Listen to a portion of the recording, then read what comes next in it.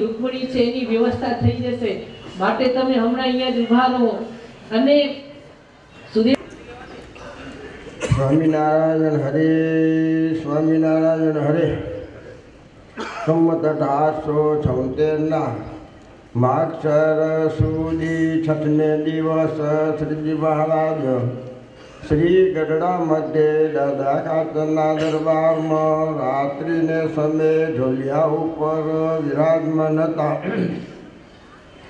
અને સર્વ શ્વેત વસ્ત્ર ધારણ કર્યા હતા અને પોતાના મુખારને આગળ સાધુ તથા દેશ દેશના હરિભક્તની સભા ભરાઈને બેઠી હતી.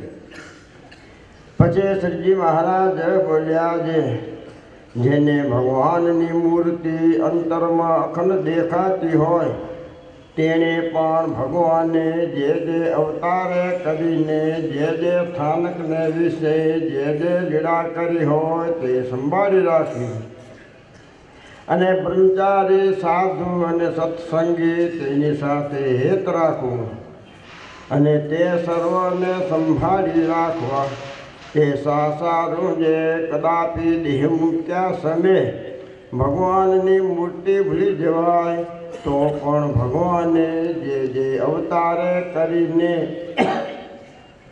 જે સ્થાનકને વિશે જે લીલા કરી હોય તે સાંભળી આવે અથવા સત્સંગી સાંભળી આવે અથવા બ્રહ્મચારી ને સાધુ સાંભળી આવે તો તેને જોડે કરીને ભગવાનની મૂર્તિ પણ સાંભળી આવે. આ સભા મંડપમાં એક દિવસ માટે એક અક્ષર નિવાસી આત્મા આપણા સૌના પ્યારા, આપણે સૌને ત્યાગાશ્રમમાં કેમ રહેવું એવો રાહ બતાવનારા સદગુરુ સ્વામી હરિજીવનદાસજી સ્વામીની પુણ્ય સ્મૃતિ માટે અર્થાત સ્મૃતિ સભા માટે અહીં આજે આપણે એકત્રિત થયા છીએ. વાલા ભક્તજનો, કચ્છની ધરતી ઉપર ભગવાન સ્વામિનારાયણે પોતાનો જ પ્રવર્તાવેલો આ સત્સંગને વિકસાવવા માટે એવા પુરુષોને આ પૃથ્વી ઉપર પોતે મોકલે છે. અનેક સંતો આ પૃથ્વી ઉપર આવ્યા, અંતર્ધ્યાન થયા. આપણે કેટલાના દર્શન કર્યા, કેટલાના દર્શન કર્યા વિના રહી ગયા, કેટલા એવા સંતોના આપણે દર્શન કરીએ છીએ.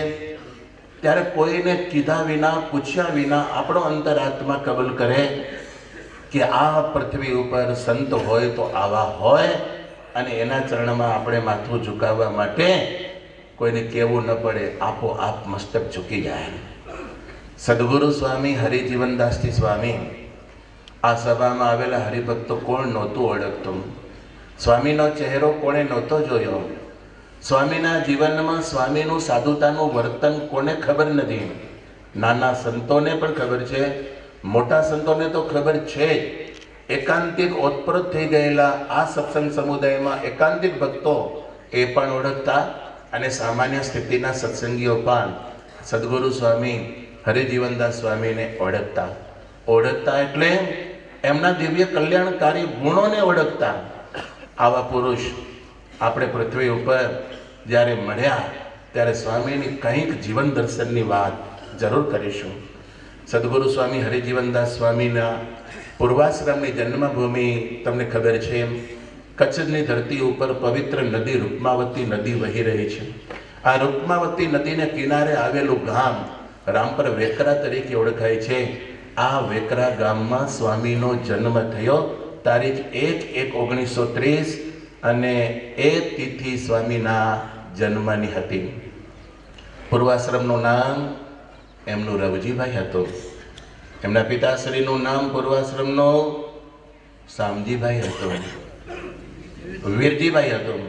અને એ વીરજી બાપાના દીકરાઓમાં મોટા પુત્ર તરીકે સદગુરુ સ્વામી આ હરિજીવનદાસ સ્વામી હતા.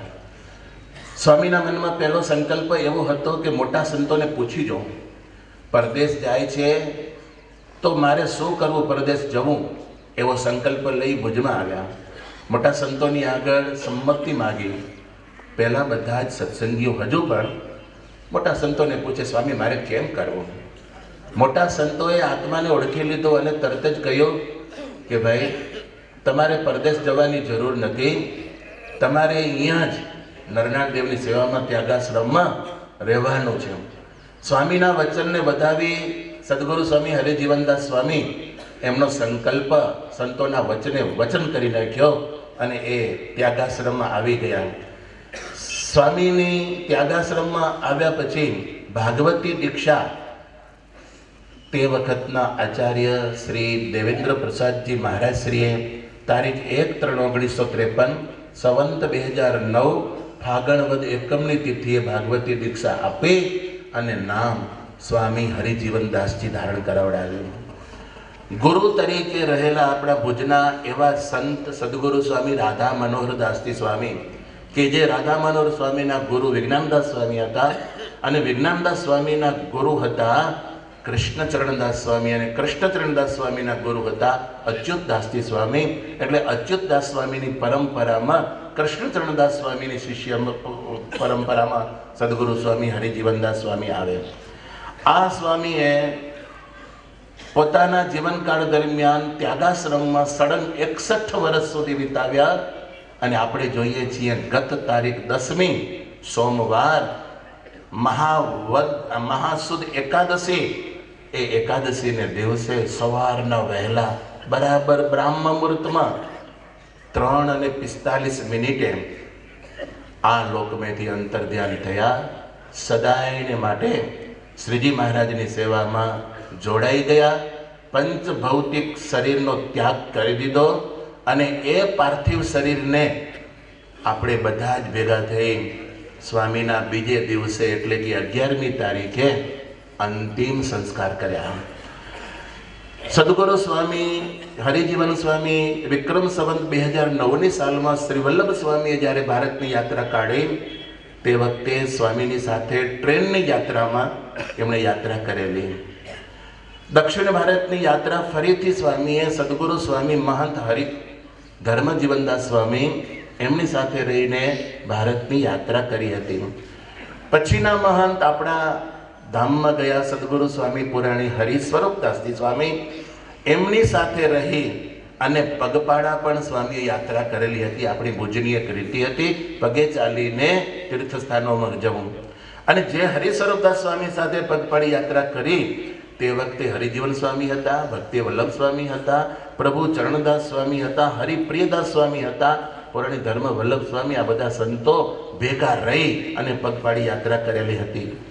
પૂજ્ય સ્વામીનું અંગ કથા વાર્તાનું તો હતું જ, કથામાં બેસતા, કથા પૂરી થાય પછી વાર્તાઓ પણ કરતા, પણ સ્વામીને રાગ રાગણીના ગ્રંથો સંપ્રદાયના ખૂબ જ પ્રિય હતા. સંપ્રદાયમાં મોટા સંતોને સેવ્યા ન હોય ત્યાં સુધી રાગ રાગણીની પરંપરા નથી આવતી. નિષ્કુળાનંદ કાવ્યમાં અનેક રાગ સ્વામીએ ઉલ્લેખ્યા છે. અનેક રાગ નિષ્કુળાનંદ કાવ્યના જો મોટા સંતોને સેવ્યા હોય તો જ એ શીખી શકાય. હરિલીળામૃત કળશ જેવો ગ્રંથ છે એના પણ રાગ આ સદગુરુ હરિજીવનદાસ સ્વામીને બધાય આવડતા અને ગાતા.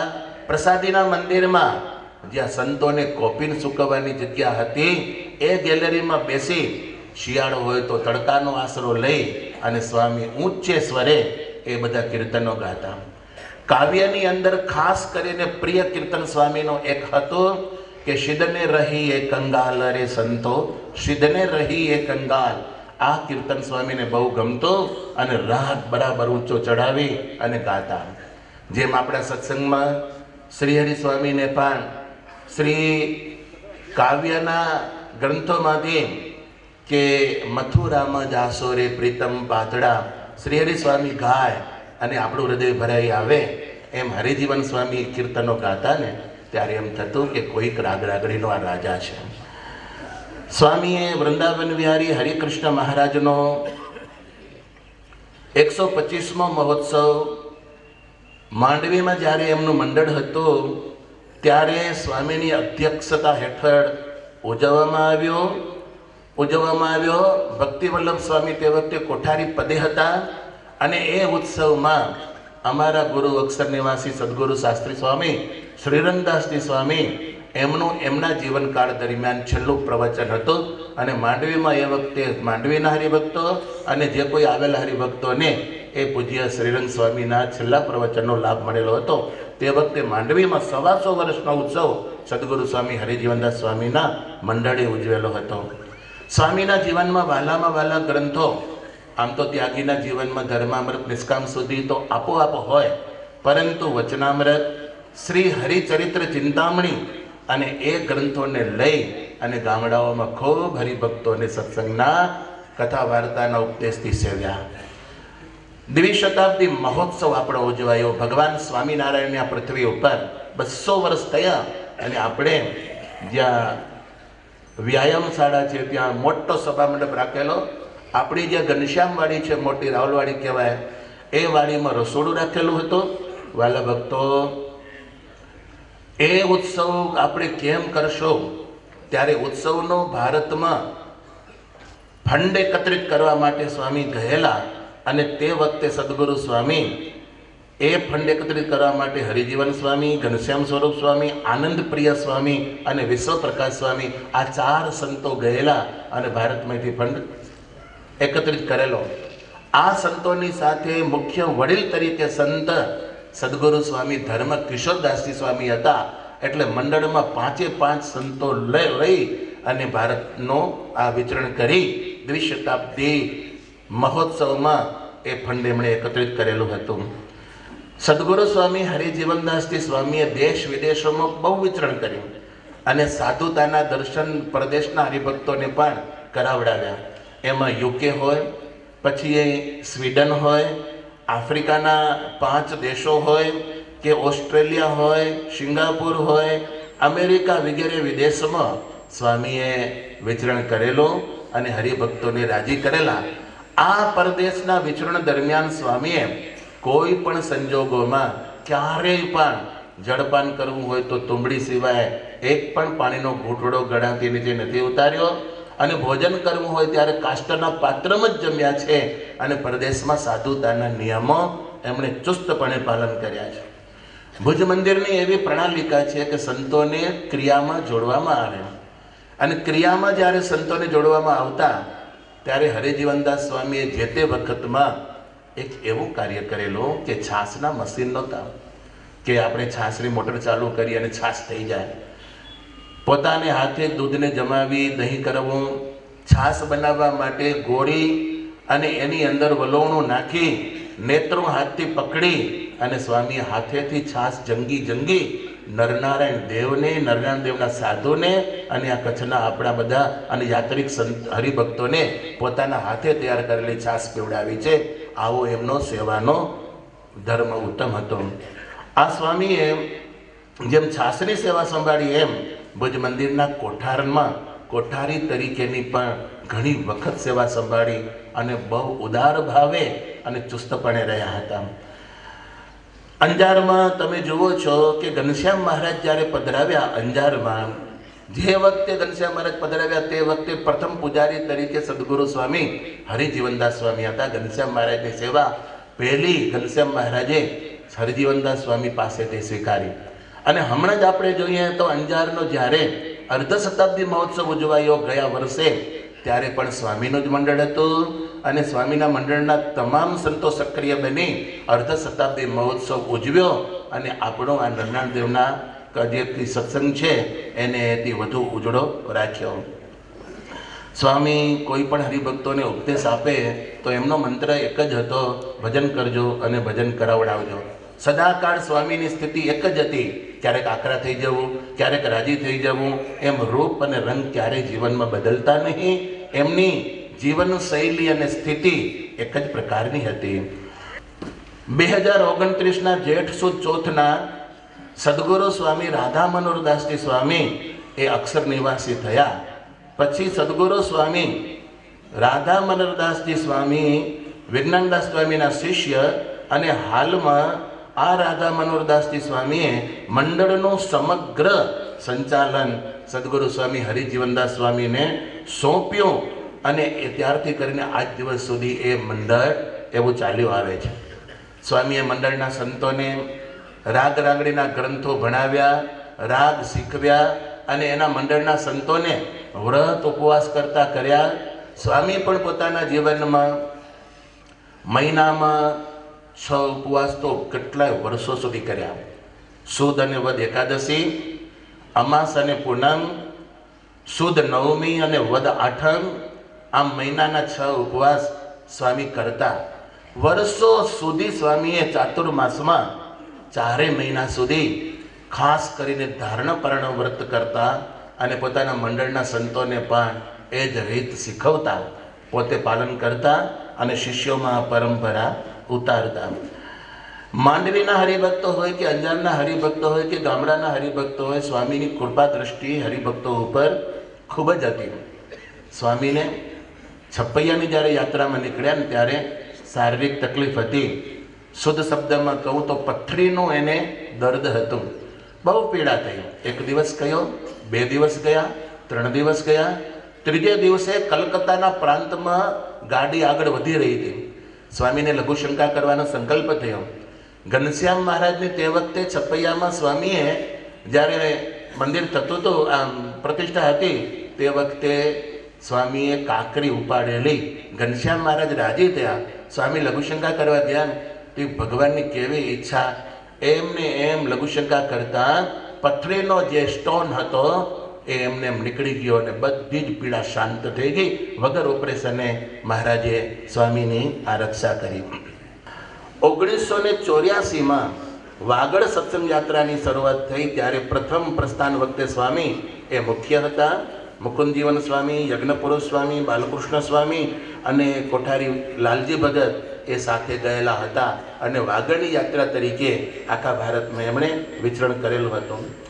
શ્રી નરનારાયણ દેવ મેગા મેડિકલ નૂતન મંદિર મહોત્સવનો 8 મેગા મેડિકલ થયા. એમાં ત્રીજા કોઠારામાં જે મેડિકલ શરૂ કર્યું એમાં મેડિકલનું દીપ પ્રાગટ્ય સદગુરુ સ્વામી હરિજીવનદાસ સ્વામીના વરદ હસ્તે થયું હતું.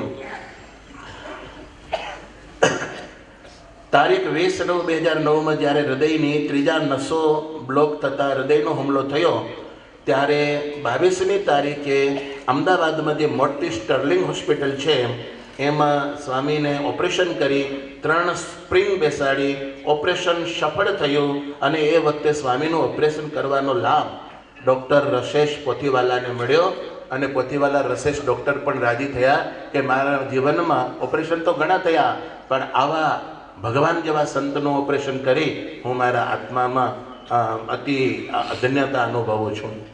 ગામડાઓમાં મંદિરના નિર્માણ કરવામાં સ્વામીને ખૂબ રસ હતો. આ બાજુનું જ મિર્જાપુર ગામ, કોડકી ગામ, સદગુરુ સ્વામી રાધા મનોહરદાસજી અને સ્વામી ધર્મ સ્વરૂપદાસ સ્વામી એ 2 વડીલ સંતોની જોડી રહી અને મંદિરોના નિર્માણ કર્યા. ત્યાર પછી તો વાગડમાં ઘણા બધા મંદિર થયા, એ વાત કરીશ. છેલ્લા 3 વર્ષમાં સ્વામીના હસ્તે શિલાન્યાસ ખાતમુહૂર્ત થયેલા મંદિરો એમાં વાગડ વિસ્તારમાં રત્નેશ્વર, ઉમૈયા, સેલારી, હીરાપર અને ચંદ્રનગર જેને ખોખરા કહીએ છીએ એ મંદિરનું કામ ચાલુ છે. એ શિલાન્યાસ વિધિ સ્વામીના વરદ હસ્તે થયો છે. સદગુરુ સ્વામી બાલકૃષ્ણદાસ સ્વામી, સદગુરુ સ્વામી મુકુંદજીવનદાસ સ્વામી, સદગુરુ સ્વામી હરિભટ્ટદાસ સ્વામી, આ 3 સંતો ઉપર સ્વામીના આશીર્વાદ ઉતર્યા અને વાગડને આગળ લાવવા માટે આ 3 સંતો આજ દિવસ સુધી પ્રયાસ કરી રહે છે. એમાં આશીર્વાદ સ્વામીના છે. શ્રી સ્વામિનારાયણ ગુરુકુલ રાપર, એ રાપરના ગુરુકુલના બાંધકામમાં અને સંચાલનમાં સ્વામીની પૂર્ણ પ્રેરણા મળી. આર્થિક ભંડોળ કરવા માટે અને તે વ્યવસ્થિત સુઘડ સંચાલન માટે સ્વામીના આશીર્વાદ. અત્યારે સ્વામીના 2 શિષ્યો અક્ષર સ્વામી, પ્રભુ વલ્લભ સ્વામી, એ 2 સંતો સહિત ટોટલ મંડળના 21 જેટલા સંતો છે અને 21 સંતો આપણી 21 કહેવાય. સ્વામી તમારા ભેગા છે ને સ્વામી સહિતની વાત છે. સ્વામી ભગવાનના ધામમાં પધાર્યા, 21 સંતોનું મંડળ હતું અને હવે સંખ્યાની ગણતરી કરીએ તો સ્વામી અંતર્ધ્યાન થયા એટલે 20 સંતોની સંખ્યા છે સ્વામીના મંડળમાં. સ્વામીએ પોતાના મંડળના સંતોને નરનાળ દેવને વિશે નિષ્ઠાવાન બનાવ્યા.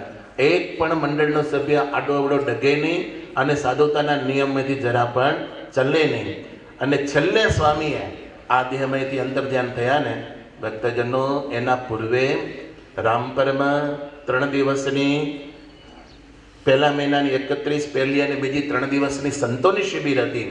એ સંતોની શિબિરમાં પ્રથમ દિવસે સંતોને આશીર્વાદ આપ્યા હતા. એ સ્વામીનું સંતની શિબિરમાં છેલ્લું પ્રવચન હતું સદગુરુ હરિજીવનદાસ સ્વામી.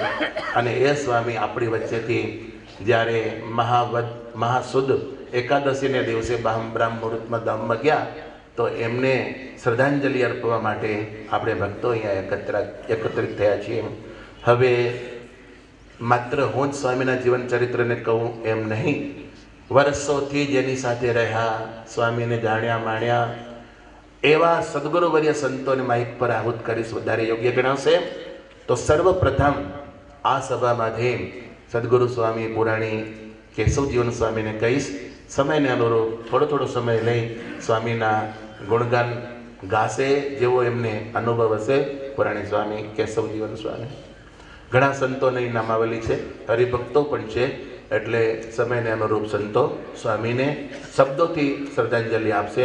આજે આપણી આ સભામાં સંતોને, હરિભક્તોને, અમારા મંડળના બધા નાના મોટા સંતોને છોડી અને જ્યારે મહારાજના ધામમાં પધાર્યા છે ત્યારે સ્વામીના ચરણોમાં પ્રાર્થના કરીએ કે આવા આવા સત્સંગ ઉપર હંમેશા રાજી રહે અને સંત સભા ઉપર રાજી રહે અને મંડળના બધા નાના મોટા સંતો એના ઉપર પણ સદાય રાજી રહે. ભક્તો, એક સ્વામી વારે વારે કહેતા, જેમ 1 એકડો માંડ્યો હોય તો એની બાજુમાં 1 મીંડું લગાવો તો ગણતરી થાય. એમ ભગવાનનો નિશ્ચય જો પાકો હશે તો જાણે બધા વાના આપણા જીવનમાં આવશે. મહારાજે પ્રથમના 27ના વચનામૃતમાં કીધું, ભગવાન ભજવાની બધાની ઈચ્છા છે પણ સમજણમાં ફેર રહ્યો જાય છે. એ સમજણ જો આવી આવે તો એને ભગવાનનો અડગ નિશ્ચય થાય. વાલા હરિભક્તો સર્વેને જય. આજે આપણે સ્વામીની શ્રદ્ધાંજલિ માટે આપણે ભેગા થાય. તો સ્વામીનું જીવન તો બધાએ કહ્યું કે સ્વામીનું જીવન, ખરેખર સ્વામીનું જીવન મને આજ 57 વર્ષ પરથી ખબર છે કે હું સ્વામી સાથે અસંગ પરિચય, અખંડનો પરિચય, સાથે રહેવાનો. અહીંથી નાનો હતો ત્યારે પણ સ્વામીને અવારનવાર આવતા, મળતા, બેસતા અને સ્વામીનો સત્સંગ કરતા. સમજ્યા? ઈસા હતા તો શ્રીરંગડા સ્વામી હતા, આવી એટલે મળી ને થોડી વાર બેસીને સત્સંગની વાતો કરીને બહુ આનંદ આવે. એવું એનું જીવન આ બધાએ કહ્યું કે ખરેખર એનું જીવન હતું ને એક સત્સંગના સ્તંભ સમૂહ હતું. સમજ્યા? આજે ખરેખર મને એમ લાગે છે કે ભુજ મંદિરનો એક મોટો સ્તંભ આપણી વચ્ચેથી અદૃશ્ય થયો છે કે એની પાસે કોઈ દંભ નહીં ને કોઈ નહીં. હંમેશા જે તે એક જ વાત, સવારે હું તો ઉઠું 4:15 4:30 થાય તો સ્વામીના દર્શન ના થાય, વાંચ્યું હજી સ્વામી સભા અહીંયા ઠાકોરજી પાસે પૂગા નથી. સમજ્યા? હવે જે પ્રેમથી જે સ્વામિનારાયણ કે પદીખણા ફરે ને બધા થાકે એટલે ખુરશીમાં બેને માળા ફેરે. સમજ્યા? એક જ રીતિ, એક જ રેણી, એક જ કરણી. તેમ થાય દરેક ખરેખર આ સંત ને હંમેશા માટે બધાય હરિભક્તો આવે જાય, નાના મોટા, એના માટે એક જ ભાવના. તો આજે જોઈ છે આ સભા છે તો સ્વામીનો પ્રત્યે બધાને એવો ને એવો પ્રેમ છે કે તમે બધા આવ્યા છો. સમજ્યા? ને સ્વામીની વિશેષતાની વાતો તો બધાએ કર્યું કે સ્વામી હતા ને હતા એવા તો 100% જ છે ને. તેમ સ્વામીએ સંસ્કાર એના મંડળને રેડવ્યા છે.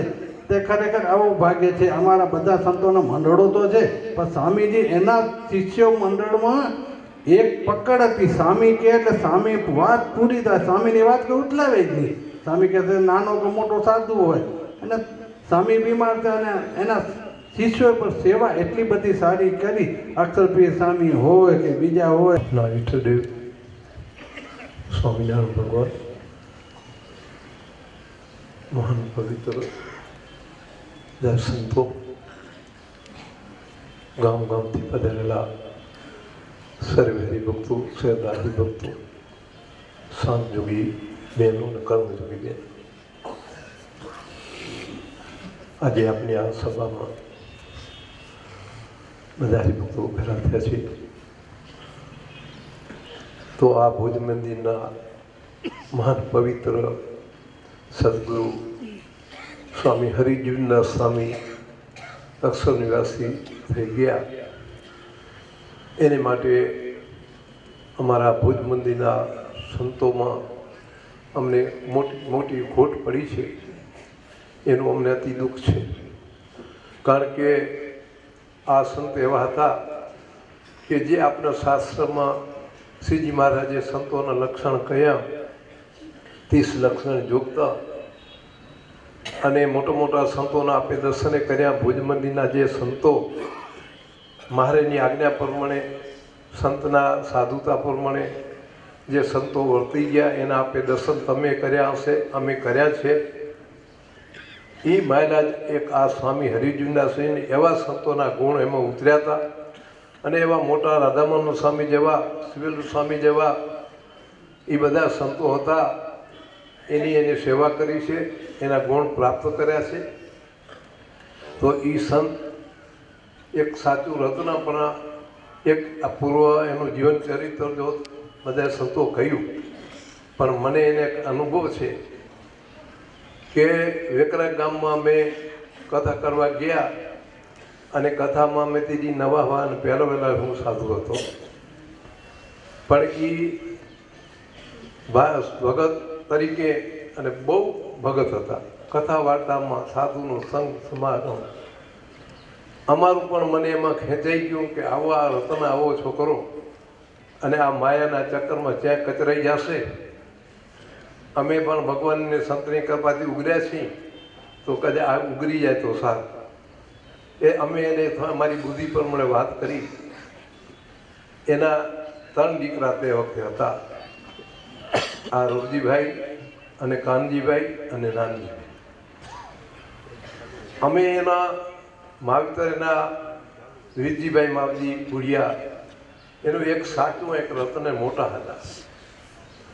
પણ ખરેખર અમને ભગવાને શક્તિ આપીને, ભગવાનને બોધથી એને અમે લૂંટી લીધા હોય એના કુટુંબમાંથી. એવા એ સંત અહીંયા આવ્યા અને આ ભુજ મંદિરમાં રહી અને એને સત્સંગ કર્યો. ત્યારથી કરીને નાનપણથી જે ભગત હતા, ત્યારથી એની રેણી કેણી ભજન ને ભક્તિને લાવણતા આજ સુધી પણ એને સંત થઈને, સંતમાં રહીને એવી ને એવી લાગણી રાખી. એમાં ક્યાંય એક ખામી, એક રૂવાળી નથી આવ્યો. એવા એ સંત અને અમારી હેડીના જ. તો આજે તો અમને એટલું દુઃખ થાય કે અમારી હેડીના હતા એ સંતમાં પૂરેપૂરું લક્ષણ, જેમ મહારાજે વચનામૃતમાં કહ્યું કે દીવા જેવા અને મસાલ જેવા, વીજળી જેવા અને વળવળ અગ્નિ જેવા. એ વળવળ અગ્નિ જેવા કે જરા ખારા પાણીને મીઠું કરી આપે, એમ આજે આ સત્સંગમાં તમે જો આખી વાગડ પ્રદેશમાં શું, અબડાસા શું, આપણા કચ્છ પરગણામાં શું, દરેક સત્સંગ સાથે અતિ પ્રેમ ને લાગણી, નાના મોટાને બધાને ઓળખે. ગમે તેવો જી આવ્યો હોય એને ભગવાનને માર્ગે ચડાવી દે, એવી એનામાં શક્તિ હતી. એવા સંત હતા, અને એ સંત અહીંયાથી ચાલ્યા ગયા તો કેમ દુઃખ ન થાય આપણે. એટલે એનું ભજન, એની ભક્તિ આજ સુધી એવી રેણી કરી હતી. સત્સંગની મમતા, નન્ના દેવની સંસ્થાનું મમતા, સંતોની ભરમાણ. અમે આ સત્સંગમાં કાર્ય કરતા અહીં, અને કંઈ થોડીક નબળાઈ અમારામાં કે સંતમાં કે ક્યાંક રેણી કેણીમાં હોય, અમને એ ટોકતા હો.